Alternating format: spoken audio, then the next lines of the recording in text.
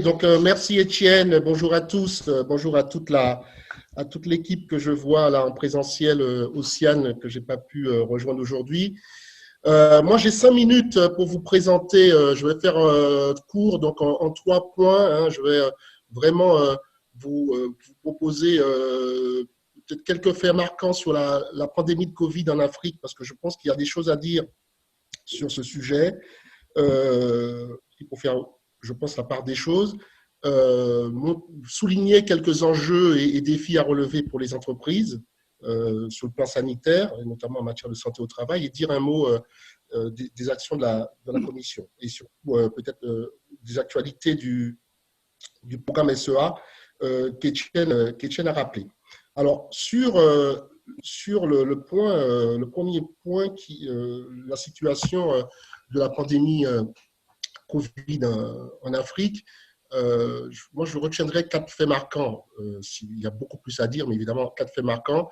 Premièrement, il faut dire que d'un point de vue international, l'Afrique aujourd'hui est l'un des continents les moins touchés par l'épidémie. Si on regarde en comparant ce qu'on a comme chiffre aujourd'hui de l'OMS, on a aujourd'hui 1 million, à peu près 400 000 personnes infectées comparé aux 30 millions de personnes touchées dans le monde, donc 1 400 000 en Afrique, 1 112 000 guéris, donc ça c'est important aussi comme indicateur parce qu'on communique beaucoup sur les cas, mais on ne parle pas des guérisons, et 33 000 décès, à rapprocher des 2,5 millions.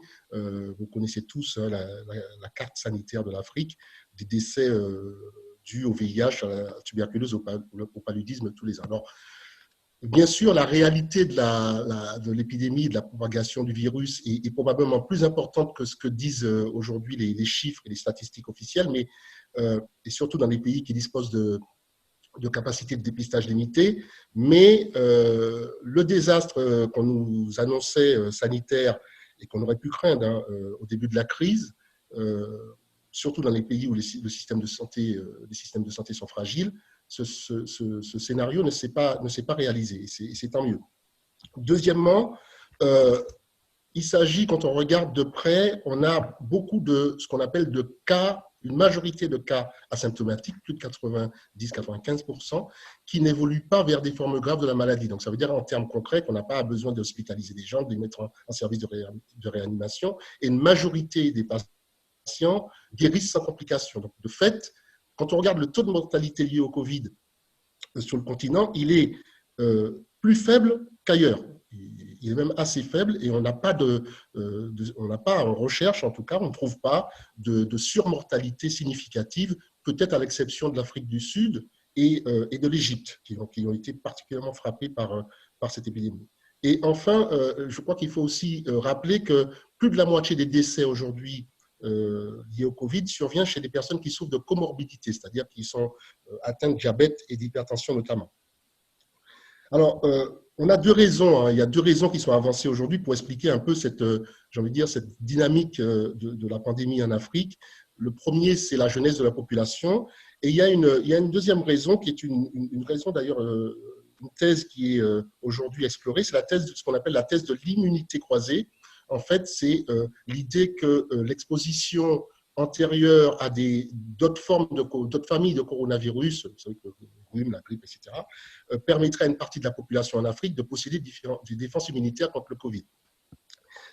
Donc, troisièmement, en fait marquant, les régions, évidemment, en Afrique ne sont pas touchées de la même manière, elles sont touchées de manière inégale. Aujourd'hui, on voit l'Afrique australe, l'Afrique du Nord, qui sont les régions les plus touchées, et quand on regarde l'Afrique de l'Ouest et l'Afrique centrale, on a là des chiffres qui sont, même en termes de nombre de cas, qui sont beaucoup plus bas. Donc, on a aussi une épidémie qui est très concentrée sur 6 pays, l'Afrique du Sud, l'Égypte, le Maroc, l'Éthiopie, le Nigeria et l'Algérie. Ces 6 pays concentrent près de 75% des cas de Covid dépistés sur le continent. Enfin, sur cette partie sanitaire, je terminerai par ce dernier constat. On peut dire que la pandémie, elle est arrivée plus lentement, avec un certain décalage sur le continent, elle s'est répandue vraiment à une vitesse très rapide, mais on observe depuis fin juillet, et ça c'est plutôt une bonne nouvelle quand même dans l'actualité sanitaire actuelle, une baisse des nouvelles contaminations. Et ça c'est vrai dans pratiquement tous les pays. on peut dire que la situation s'améliore d'une certaine manière pour l'Afrique, même si sur le plan mondial, on a quelques inquiétudes ailleurs avec un rebond, mais on n'est pas dans un contexte de rebond de l'épidémie en Afrique. Bien sûr, le virus circule encore et on est loin de l'épidémie, de la fin de l'épidémie, donc il faut faire attention, toujours. Alors, quelles sont les conséquences et les enjeux et les défis à relever pour les entreprises? Là aussi, je vois 3 enjeux, hein, très rapidement. Le premier, la protection des salariés.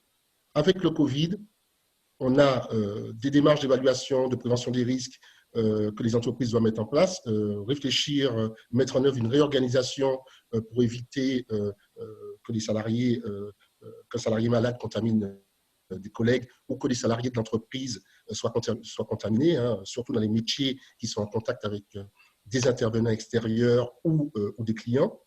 Ces mesures, on sait, on a commencé à les documenter. Ça va être un travail aussi, un des chantiers de la commission santé, c'est toutes ces actions qui sont mises pour créer des cellules Covid, déployer des contenus et des supports d'information pour les salariés sur les gestes barrières, la distanciation physique, comment organiser le télétravail et organiser aussi tout ce qui est open space et toute la question aussi de la limitation des déplacements qui recouvre évidemment l'essentiel de ce que font aujourd'hui les services de santé au travail et les directions des ressources humaines.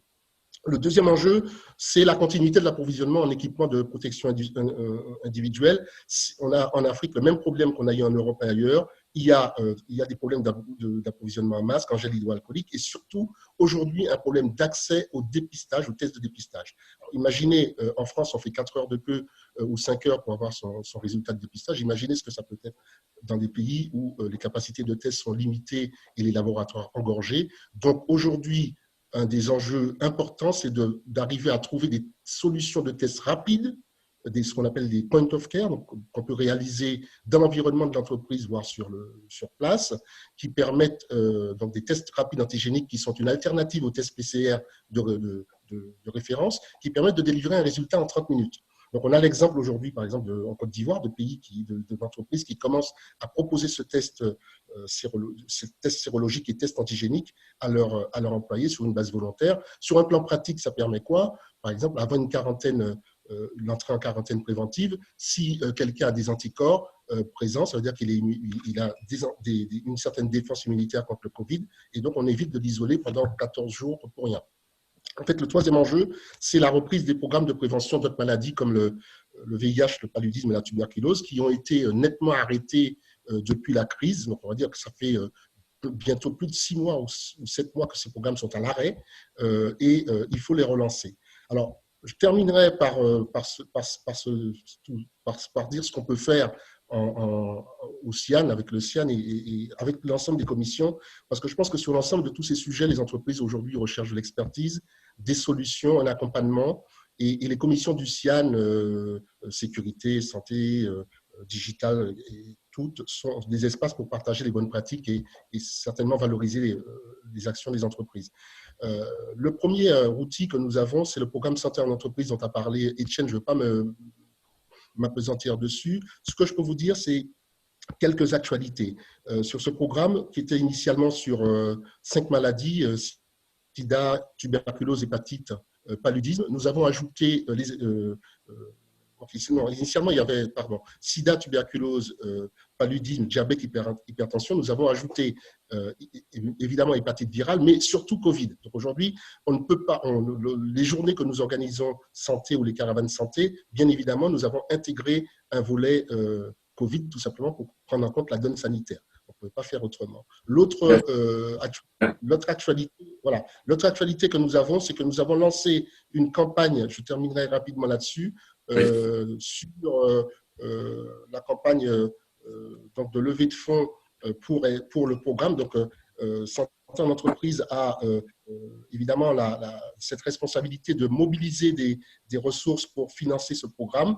Aujourd'hui, nous lançons donc une campagne d'adhésion des filiales au programme, parce que dans chaque pays, les filiales adhèrent au programme pour avoir accès aux services.